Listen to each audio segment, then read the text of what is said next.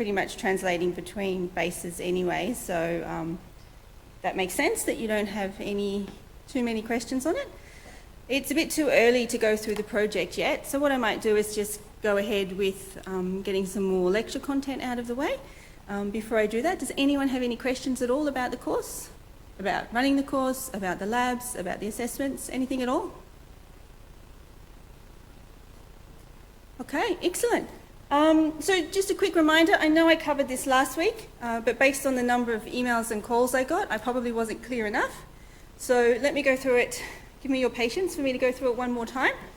If you're going to miss a class in this subject for any reason, please don't contact me. There's no need at all to contact me. Instead, you can do one of these three things. So if it's a normal lecture, please just watch the lecture on Canvas and catch up that way. If it's an IL session without an assessment task, please just register your absence using this link and make up the material in your own time or at the next IL session. So when I say make up the material in your own time, some of the labs will be using Logisim software, which you can download for free at home. Others involve building a breadboard, but if you can't make it to the lab, you can try out the build yourself using Tinkercad. So there are options for you to catch up if you miss an IL session, or you can just ask the demonstrator for help at the next IL session. There is one IL session Friday at 2 p.m, which is virtually empty. So if you would really like to come to an extra IL session to make up, you can come to the Friday one at 2 p.m. And now that's when we're not doing assessment tasks.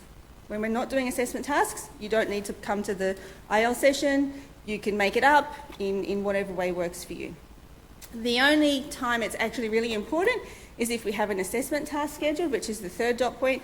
So if it's, by assessment tasks, what do I mean? I mean we're marking the project in an IL session or we're doing the quiz in the week 9 lecture. So those are the only times it becomes important if you can't make it to class. So in those times, because you've missed an assessment task, you'll have to put in an adverse circumstances request into the system using that link. And there are a valid set of reasons for which you can apply for adverse circumstances. If you haven't used the system before, follow the link and read through what all of those are and what all the rules and procedures are.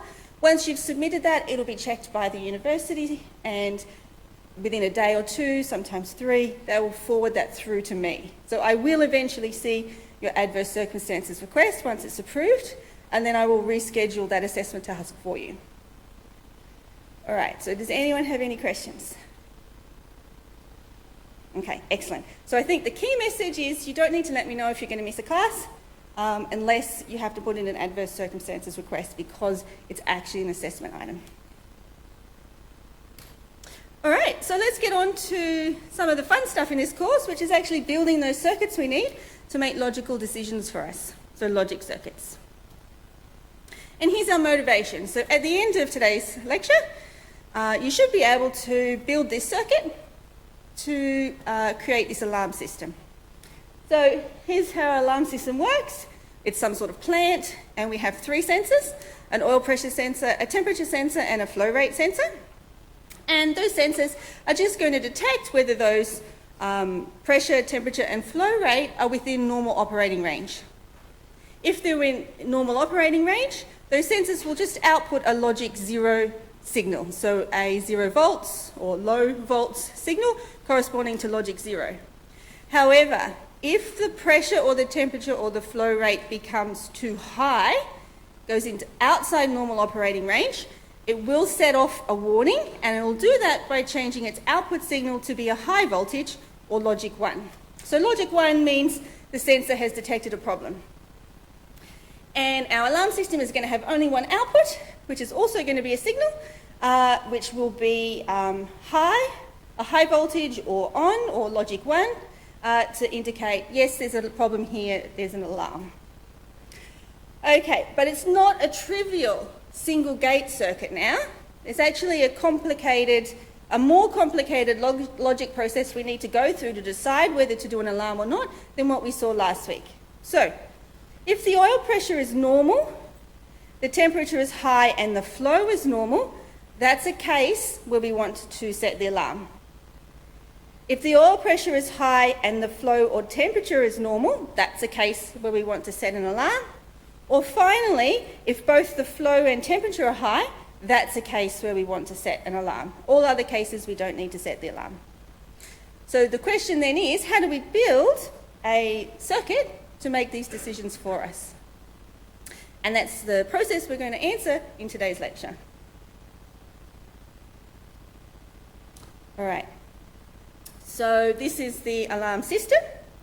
And we are going to, just like we did last week, we're going to take these propositions and we're going to turn them into logic statements. So we will label these inputs to our alarm system. Oil pressure, we're going to call it A. Temperature, we're going to call it B. Flow rate, we're going to call it C. And the output, we're going to call it F. And I've just simplified these sentences here to say that the alarm is on when A equals 0, B equals 1, and C equals 0, or A equals 1 and B equals 0 or C equals 0, or C equals 1 and B equals 1. Is there anyone that doesn't see how these 3 dot points are equivalent to these 3 dot points up here in terms of specifying the operation of our alarm? No? Okay. So that's the problem we're going to try and solve in terms of our logic expressions. And let's talk about some of the maths we're going to use, the Boolean algebra we're going to use to solve this problem. All right, so George Boole was actually a mathematician and a philosopher. People were often both back in those days. And he came up with a mathematical algebra which consisted of zeros and ones. So you've all, I guess, studied algebra in high school. But what you might not have known is that's not the only algebra. Even though we call it algebra, as if it is the algebra, there's actually many different algebras. And an algebra is defined by a set of operations called an additive operation and a multiplicative operation, and a set of rules that those operations have to follow. And it's also defined by the type of variables which the algebra can operate on. So the algebra you know from high school will have addition, will be the additive operation, so add, 1 plus 1 equals 2. We'll have multiplication as the multiplicative operation, so 2 times 3 is 6. So what you've all learnt all along is what maths is. That's your standard algebra. And the variable can take any number from a real field, from the real number line, for example. So that's algebra as you know it. But there are many, many other kinds of algebras. And one of them is Boolean algebra. And the key feature of Boolean algebra, which is what makes it important for us in this subject, is that the variables in the Boolean algebra can only take one of 2 values, 0 and 1. And obviously you can see where that's going to be interesting for us when it comes to building digital circuits. But it still has operations, which in maths we call addition, additive operation, multiplicative operation, and the complement operation, which is the inverse. But they're different operations from the ones you learn in standard algebra. All right. So George Boole's algebra was just a, interesting mathematical curiosity that nobody really cared much about, just like all the other algebras you've never heard about in your life, until Claude Shannon came along. And in his master's thesis, so he was only a couple of years older than you guys, he realised that he could take Boolean algebra and use it to build digital circuits. So he was the first guy that came along and said, actually, I can use maths to build digital circuits and to create digital circuits to make logical decisions, which was an absolutely fantastic jump to make as an electrical engineer back in 1937, when digital was unheard of. Everything was analogue. He then went on in his PhD thesis to found the field of information theory, which is all about how, the mathematical rules behind how you store and compress and transmit data. But let's go back to Boolean operations. So I said they're not quite the same. The Boolean operations are not quite the same as the operations you know for standard algebra. But they are operations you've seen before because they are the or, the and the not operations that we talked about last week when we talked about making logical decisions. Okay? So the 3 operations defined in Boolean algebra happen to be or, and not. And the rules of those operations are exactly the rules we saw last week in the truth tables. So the or operation says that 0 or 0 is 0, 0 or 1 is 1, 1 or 0 is 1, and 1 or 1 is 1. And now you can see why we use the plus symbol last week when we talked about the OR operation. And that's because in Boolean algebra, OR is the additive operand. So that's why we borrowed the plus we use for addition and normal maths, and we use it to represent OR in Boolean algebra. The other key operation is Boolean multiplication, which is the AND operation that we saw last week. So 0 and 0 is 0, 0 and 1 is 0, 1 and 0 is 0, 1 and 1 is 1. Right?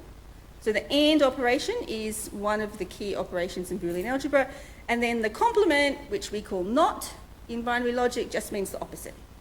So 0 goes to 1, 1 goes to 0. Now just some notation, because of the similarities, a sequence of OR operations is called a sum, a sequence, and it is calculated using an OR gate. So this x is A or B, is called a sum term. So if something is generated by putting some variables into an OR gate, then it's called a sum term. Those variables could be A or they could be a complement, but as long as you are ORing a few variables together, or the variables and the complements of variables, then you have what we will call a sum term. Okay. We call the word variable is the same as you use it from normal algebra. It just means a letter that stands in for a quantity. A literal are all of the variables plus the complements of variables. So A is both a variable and a literal. B bar is called a literal, but it's not a variable. Just some terminology. So I remember I said that Boolean addition is just the same as the OR function. So a sum term is 1 if one or more of the literals are 1, and a sum term is 0 if and only if every single input, so every single literal input into that gate is 0. So just to make sure that you're across that, suppose I have a sum term here, A or B bar or C or D bar equals 0, and I want to solve that equation to find out which values of A, B, C and D make that expression true. What are the values of A, B, C and D that will make that expression true? Anyone else? The answer was 0, 1, 0, 1, so A is 0, B is 1, C is 0, D is 1. Anyone got any other suggestions? Can someone tell me why that's correct, other than the person who gave the answer? Why does A have to be 0, B have to be 1, C has to be 0 and D has to be 1 to make that true? Yep. No, up at the back here.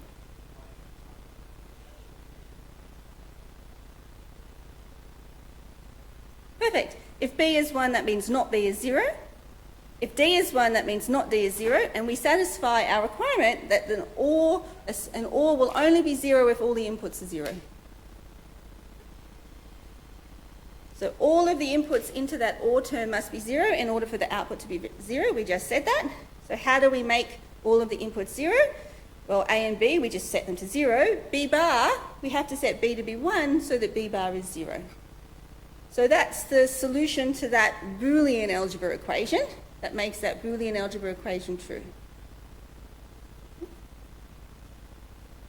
Right, let's talk about product terms. Product terms in Boolean algebra are generated by AND operations. So something is a product term if you put all of the inputs into an AND gate and you have a look at the output. So product terms can be A and B, or A and B bar, or A and B and C bar. As long as you're ANDing a whole bunch of variables and literals together, then you have a product term. Now, we can also write down, so here's a Boolean algebra equation.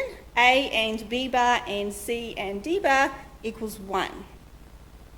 So can someone tell me, who hasn't answered yet, what combination of A, B, C and D values will make that Boolean algebra expression true? Yep. 1, 0, 1, 0. Excellent. Because with an AND, all of the inputs have to be 1 for the output to be 1. And input A is 1 if it's 1, obviously, but B bar is 1 if B is 0. Okay? So you can solve Boolean algebra equations, just like you can standard algebra equations, but by using the rules of AND and or and not, rather than the rules of addition or multiplication as you traditionally would. All right, so now that we've established that, let's go back to our alarm example that we started. So I said the alarm is on only when these things are true. A equals 0, B equals 1 and C equals 0. A equals 1 and either B or C equals 0, or both C and B equals 1.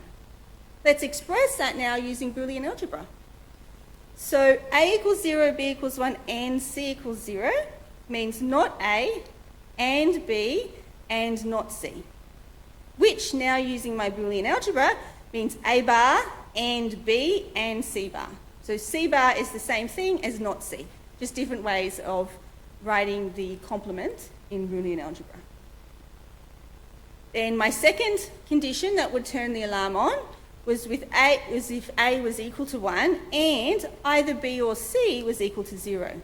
So A and, the term that it's anding with is everything inside these brackets, which is not B or not C.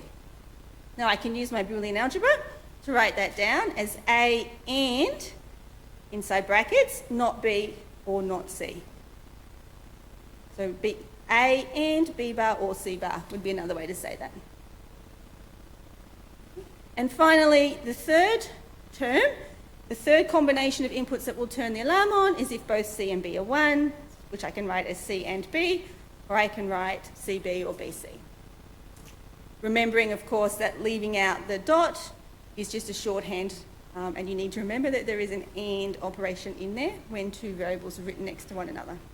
And finally, the final alarm will go off if any of these conditions are met. So if the first one goes off, or the second one, or the third one, the alarm will go off. So there is my Boolean algebra expression for my alarm circuit. And I can build that using logic gates, remembering that the NOT gate gives me a complement, gives me the bar. The AND gate means I AND together all the terms. So in this case, it's this AND gate, the output of this AND gate is A bar and B and C bar. Then the output of this AND gate is A ANDed with C bar or B bar. And this gate here, I'm inputting B and C, so the output of this AND gate is B and C. If I take all three of these signals and put them into an OR gate, I get my final alarm circuit. So now I can go into the lab, grab a breadboard, grab the integrated circuits that have these gates in them, wire them up, and I now have an alarm circuit. Yep. With the A, B, not B, plus, not C. Mm-hmm. Both A and both. Yep. It's not an exclusive OR. So if any one of them or more than one of them comes on, the alarm will come on. With any one of these three, if any one of these three is high, the alarm will come on. And if three of them are high, the alarm will come on. If two of them are high, the alarm will come on. So if any one of those three conditions are met, the alarm will come on, which is what we wanted. That's what we had in the original problem we wrote up. Any questions? Yep.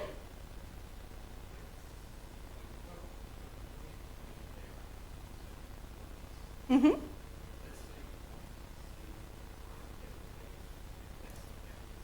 I love that question. So the question was for those playing at home. The circuit works, but can you get away with fewer gates? Absolutely you can. And that's what the Boolean algebra is for. So you have just done a great introduction to the next part of the lecture, where I'm going to tell you how you can now use Boolean algebra to build a much better circuit than this. It will do exactly the same thing, but it's going to use significantly fewer number of gates. Now, you could probably do it by trial and error, but truth tables, it would take a long time. Instead, we can use Boolean algebra, and we can come up with a much simpler way of building the circuit just using the rules of Boolean algebra. But before we do that, there's actually a bit we have to wade through, because I now have to go through what are all the rules of Boolean algebra, and how do we use Boolean algebra to simplify Boolean equations. Just like you did in high school when you learned how to use algebra to simplify equations. Now we're going to do it, but now it's Boolean algebra. So we have to remember that it's a completely separate set of rules we need to apply as we're simplifying the equations. Oh, just as a segue, the other way we could represent this problem is with the truth table. So last week we saw how to draw a truth table for a single gate.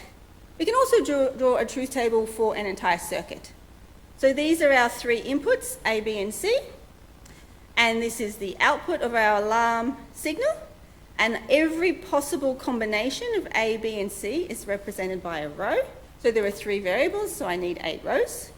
So every possible combination of all of the A, B and C inputs are represented by every single row of this truth table. And then the ones here just represent when the alarm will go on. And I've colour-coded them to show how they correspond to our original set of statements.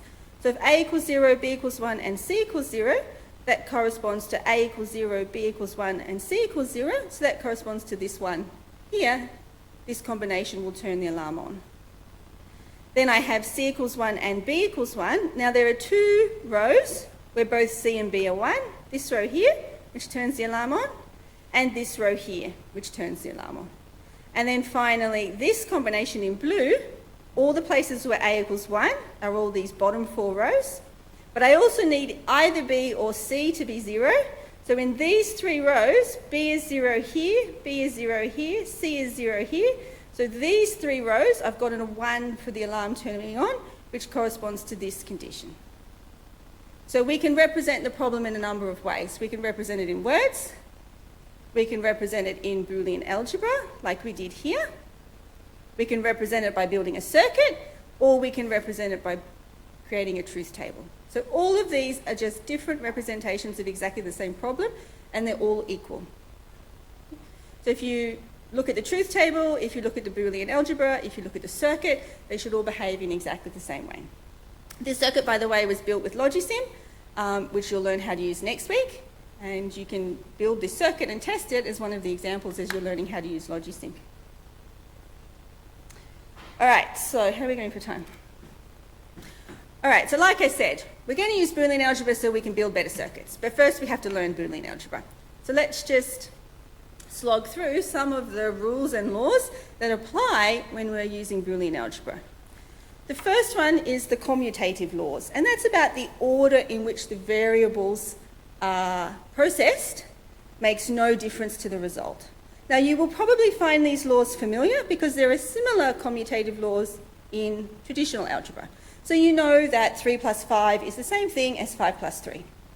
The answer is the same regardless of in which order you do the addition. Well, there's an equivalent law in Boolean algebra which says the answer is the same regardless in which order you do the OR operation, and the answer is the same regardless of which order you do the AND operation. So the commutative laws that you'll be familiar with from traditional algebra also thankfully apply in Boolean algebra. So A and B is the same as B and A, and what that means when we're building a circuit is that it actually doesn't matter if you swap the inputs to the 2 inputs of an AND gate. If you have A at the top and B at the bottom, or you switch it and you have B at the top and A in the bottom, it makes absolutely no difference to the operation of that circuit, which is a good thing. Otherwise, it would be quite tricky to build circuits. Okay, so the commutative laws absolutely apply in Boolean algebra. The other set of laws that you might be familiar with that similarly apply in standard algebra are the associative laws. So it means basically you can group the brackets in a number of different ways and the results will still be the same. So, for example, if I wanted to add 3 numbers together in normal maths on a calculator, I wanted to add 10 plus 12 plus 13, I could do 10 plus 12 equals, then add 13 to the answer of 10 plus 12, and I would get the same result as if I added 12 plus 13 first, and then added 10 to the answer of 12 plus 13. So that's what the associative laws mean in normal maths. Same thing here.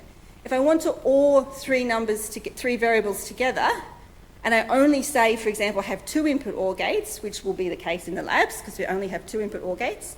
So if I need to OR 3 things together, I just OR 2 of them together first, take the output of that gate and OR it with the other input in a second gate like this.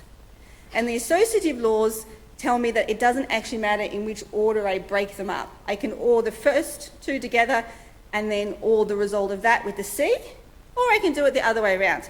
I can OR the B and C together first, and or the output of that gate with the A, and I will have exactly the same circuit. So that's what the associative laws mean. Same thing with AND.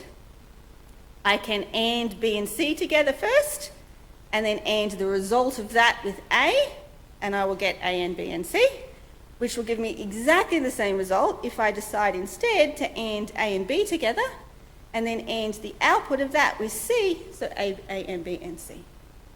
So these are called associative laws, and you'll be using them without thinking in normal algebra. They also apply in Boolean algebra. And the last one, which will be familiar, is the distributive law. So basically expanding the brackets. Expanding the brackets works in Boolean algebra as well, just like it does in standard algebra. And so what that means, if we have an expression like this, A ANDed with B or C inside the brackets, we can expand the brackets, and we can say that this expression is actually identical to this expression. So A and B or C will give me completely the same result as A and B ORed with A and C. And it tells me that these two circuits are actually equivalent. If you want to see that, like if you want to verify that for yourself, go through all possible combinations of A and B and C and validate that in fact both sides of this equation are equivalent for every possible combination of inputs. That's something you can do in Boolean algebra which you can't do in standard algebra, because in standard algebra there's an infinite number of values that your variables can take. In Boolean algebra there's only 2. So trying all possible combinations of A, B and C is actually plausible. In Boolean algebra there are only 8. So you can actually prove things by examining every case in Boolean algebra, which is nice, and that's something you can't do in traditional algebra. All right, now there are some other rules. Some of them will seem obvious. Some of them look very different to what you'd be familiar with normal algebra, and so you'll just have to learn them through practice and trial and error. So A OR with 0 is A. That one actually kind of looks the same as addition, even though there's a different reason behind it. A OR 1 is 1.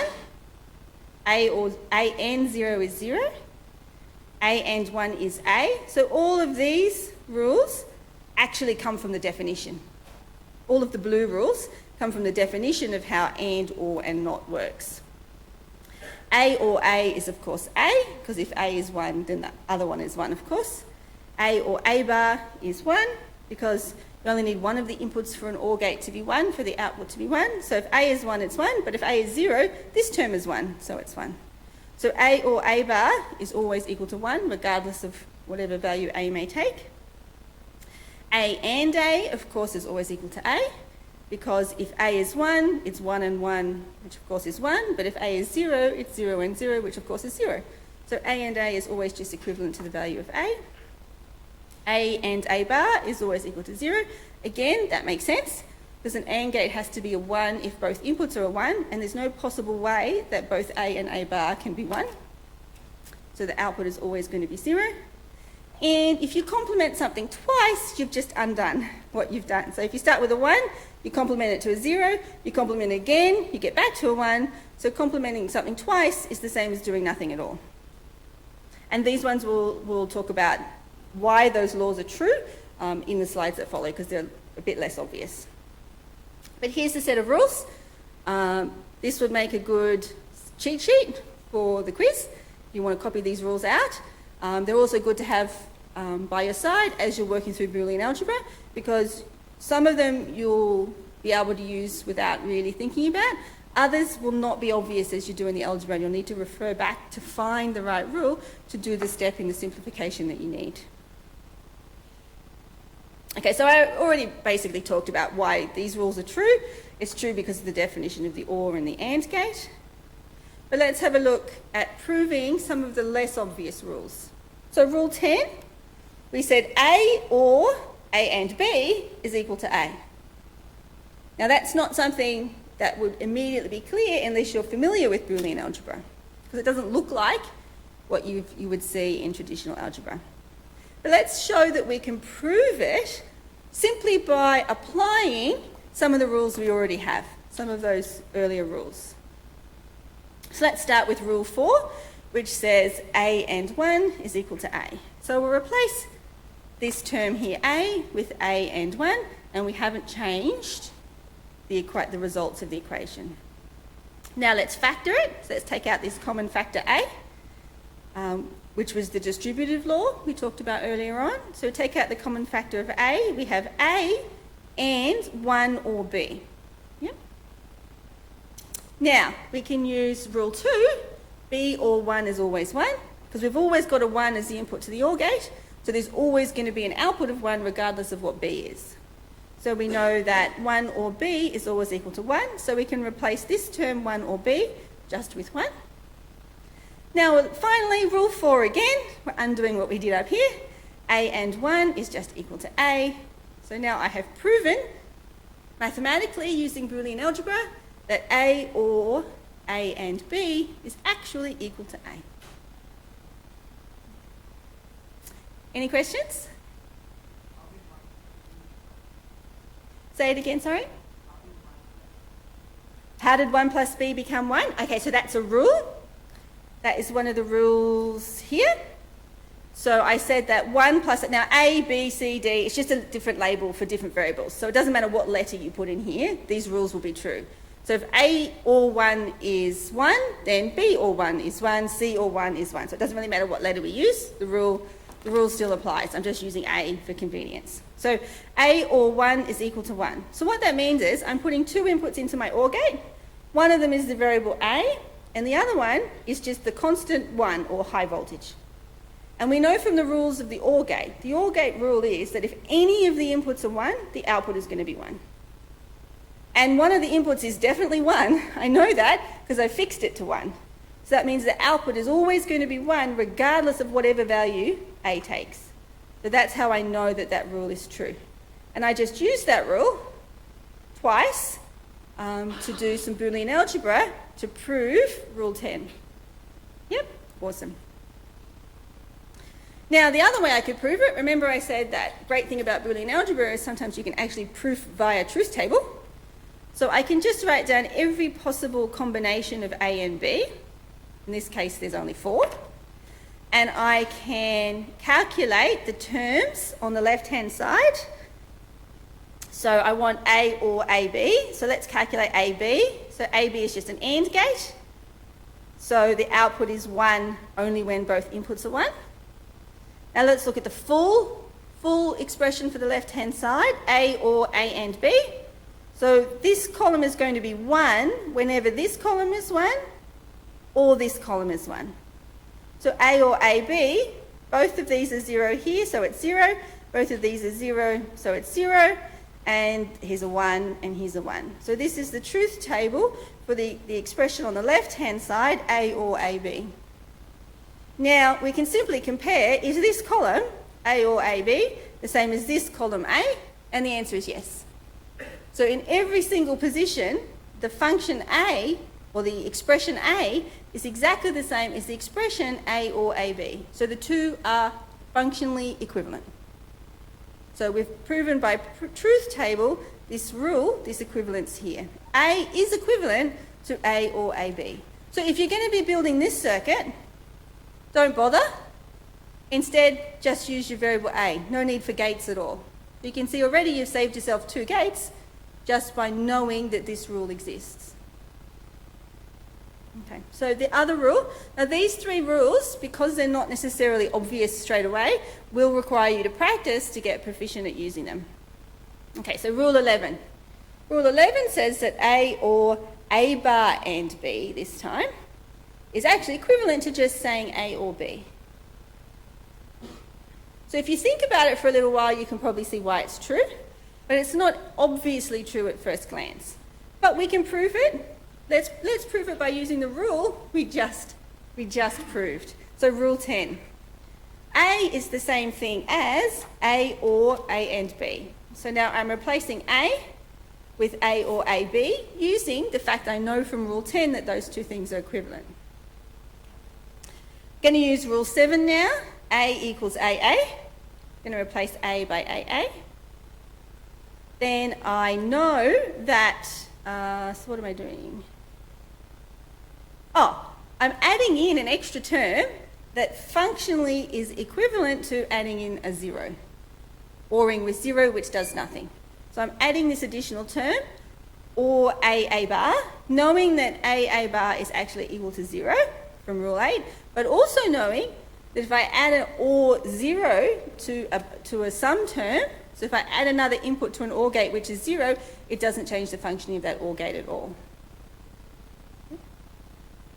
Then I can factor, so I take out a common factor A from A bar and A bar. So from this term and this term, I'm taking out the common factor A. And from this term and this term, I'm taking out the common factor B. Then I'm factoring again because this term A or A bar is now common to both of these. Then I'm using rule 6, A or A bar is just 1, and I've finally proven the result. And you might say, well, how did you know to do that? And how did you know to add that term? And why did you factor? All very good questions, for which there is no obvious answer. It's trial and error, it's experience, it's having done these a few times and seen a pattern, just like with normal algebra. With normal algebra, when you're first teaching it to a kid, you have 3x is equal to 6. How do I solve for x? You'll divide both sides by 3. Why? Why would you divide both sides by 3? It's something you have to learn by trial and error when you're learning normal algebra, by doing it hundreds and hundreds of times in year 7 and year 8, exercise after exercise after exercise of how to solve an equation for x and learning all the tips and tricks that help you do that. Same thing in Boolean algebra. It's basically just practice, pattern recognition, trial and error. So the only way you're going to get good at Boolean algebra is by practicing it. Okay. Of course, if you desperately need to prove something and you don't want to have to do the Boolean algebra, you can do it with the truth table. And same thing as before, I just calculate, I could just have a single column for this whole expression on the left, but I'm going to do it slowly, expression by expression, so that it's obvious. So A or B, well, that's just an OR gate. A or C, again, this is just an OR gate looking now at these two combinations. So anytime either of these is 1, the output is going to be 1. Then this is the AND of both of those. So it's the AND of this value and this value. Of course, it's only 1 when both of those values are 1. Now let's compare it to the right-hand side. Let's first do this product term BC, which is just an AND. So it's only going to be 1 when both B and C are 1. And then finally, A or B and C, so it's the OR of this column and this column, which gives me this column. And thankfully, if I compare the expression on the left-hand side of the equal sign with the expression on the right-hand side of the equal sign, both columns are equal. And we've proven by a truth table that those two expressions are the same. The key thing to remember with the truth table is that you must have a row for every single combination of inputs. So 3 inputs in this case, A, B, 3 variables, A, B, C, so you must have 8 rows. If you accidentally skip a possible combination, then you might think you've proven something when you haven't, because you haven't considered all the cases. And it's worthwhile using a standard sequence when you write down the rows of the truth table. A truth table will still be valid if you scramble up the order of the rows, but for your sanity, it's probably best just to keep a standard practice and do the rows in, say, counting order. So if you look at these, there's no need to do this, but it sometimes makes it easier. Row 1 is 0, 1, 2, 3, 4, 5, 6, 7. So the rows happen to be in binary sequence counting order. That's the way I do them every time. They're always in the same order. It's going to make it a lot easier for me later when I start converting from truth tables to counter maps and truth tables to circuits. The truth table is still valid if you don't do the rows in a certain order, but it'll make your life easier if you get into the practice of putting the rows in the standard order that makes sense to you. It'll make it less likely that you'll miss combinations too, of course. All right. Oh, there's one more principle that can help you understanding all of these Boolean algebra rules, and that's the duality principle. And what this says is that if you take a Boolean algebra expression, and every time you see a 1, you replace it with a 0, and every time you see an AND, you replace it with an OR, and vice versa, then you have the dual rule. If you take a rule, you do both of these things, you'll get another rule that is also true, and that is why the rules 1 to 8 appeared in pairs. So this rule here, if I apply this principle, I replace an or with an and, I replace a 0 with a 1, then I got rule 4. So rule 1 is what we call the dual of rule 4. Yep. The qualities of that, like, No, so the duality, this sign here does not mean equal. So this arrow here means duality. So it doesn't mean that this expression is the same as this expression. They're not. So you can't. So if you have a Boolean algebra and you take some expression and you replace it with another one that's different, then of course the circuit's not going to do the same thing. So this duality just means that it can be derived. This one can be derived from this one. It doesn't mean the two things are equivalent. So that's a really good question. So if you're doing Boolean algebra, you can't say, oh, I'm going to turn all the ones into zeros and all the ands into or, and I'll have the same equation. You won't. This is just a way of understanding the rules. It's not a way of doing Boolean algebra simplification.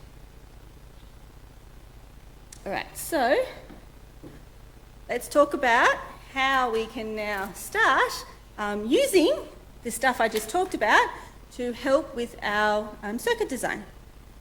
So, like I said at the start, using Boolean algebra, we get simpler expressions. That means we build a circuit with fewer gates. That means that our circuits are faster, use less space, and then also use less power. So if I want to do some simplification using Boolean algebra, I can apply the laws, so the commutative, the associative, the distributive. I can apply all of those rules that we saw on that slide and that we proved. And I can use one more trick in my toolkit, which is called De Morgan's theorem, which I'll talk about in a minute. And last but not least, you need a bit of experience, a bit of persistence, and sometimes a bit of luck to hit on the right way to simplify your expression. All right, so this is the last thing. It's not one of the rules, but it is true, and it can be useful, very, very useful for you in simplifying an expression. And I usually ask at least one question in the quiz or the exam that uses De Morgan's theorem. So what De Morgan's theorem says is it's actually the Boolean algebra rule that explains how the NOT gate works if you move it from one side of the gate, so from the outputs to the inputs of a gate. So basically what De Morgan's theorem says is if you have A and B complemented, so an AND gate followed by a NOT gate, that's actually equivalent to if you put the complements first on the input of the gate, but you change the gate to an OR gate.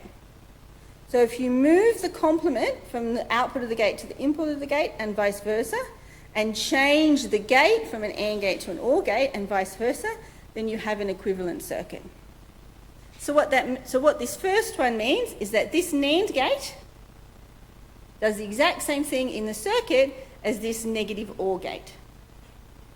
So A and B with a NOT gate after it is equivalent to an OR gate with an A bar and a B bar being fed into it. And if you want to see if that's true, either use some Boolean algebra to prove it or draw a truth table to prove it. And the dual is also true. So if you have A or B complemented, so if you have a NOR gate, that's actually equivalent to complementing A and B first and passing them through an AND gate. Okay. And this extends, and this is where it becomes very useful, to more than two variables. So if I have A and B and C and D, and the output of all of that complemented, then that is the same as A bar or B bar or C bar or D bar. And now they can also be more complicated where each of the terms can actually itself be a combination of other variables. So if I have this term, which happens to be A bar or C, and I'm ANDing it with this term, which happens to be A or B, C, and then the output of all of that is passed through a NOT gate, then I can break up the two terms and say that A and B or C, all complemented, ORed with the complement of the second term. So the complement of the first term ORed with the complement of the second term is equivalent to ANDing the two terms together and then complementing after the AND. All right, so this one, you're really only going to be able to use this one if you practice. So you'll just need to do the tutorial problems, repeat it a few times, you'll start to understand the pattern, and it becomes actually, once you've done it enough times, it becomes automatic. Just like standard algebra has become automatic to you. All right, so we can do an example. Here's De Morgan's theorem. I'm going to simplify this quite complex expression, which is actually, if I built this as a circuit, I need what? I need 1, 2, 3 AND gates. I need 2 OR gates and a NOT gate. But let's see if I can use some Boolean algebra, specifically De Morgan's theorem, to simplify this down. So first up, these two terms are ANDed together followed by a NOT. So I can separate them, complement them first, and then pass them through an OR gate. So step 1. I can do it again. So now separately, I'm going to take this term and apply De Morgan's theorem again. This time I'm applying this one. No, OR with a NOT. Yes, I'm applying this one to turn this into the first term is AB, ANDed with the second term C, but both of them complemented before the AND. And remember I said it's really important when you draw that line that you draw it over the right variables, and this is why. If you start drawing this line so that it's not completely covering the C, you're going to get really confused about what is inside and what is outside the complement. Same thing over here. Both of these two terms are ORed, followed by a NOT gate.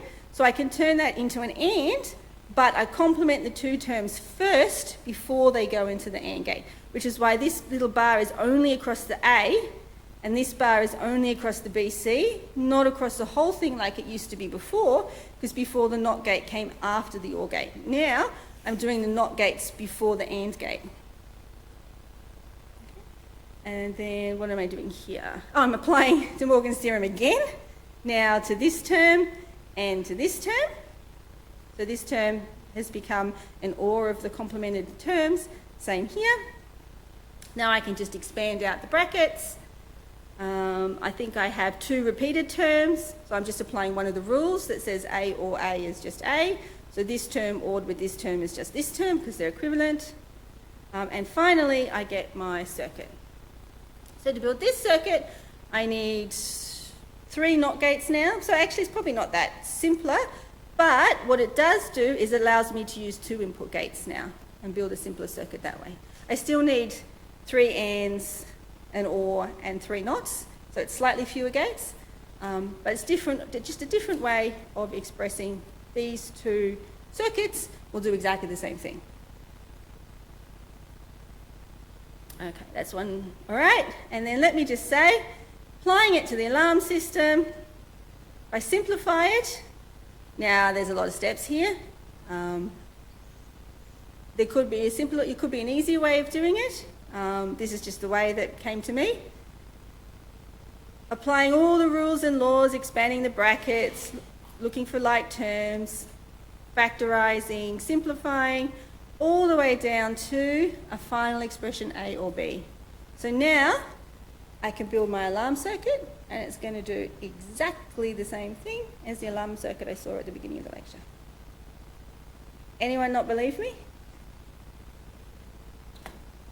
Maybe on Thursday we'll build it in Logisim and see. But I take my word for it, and you can check with the truth table if you like. It's probably a good way to double check.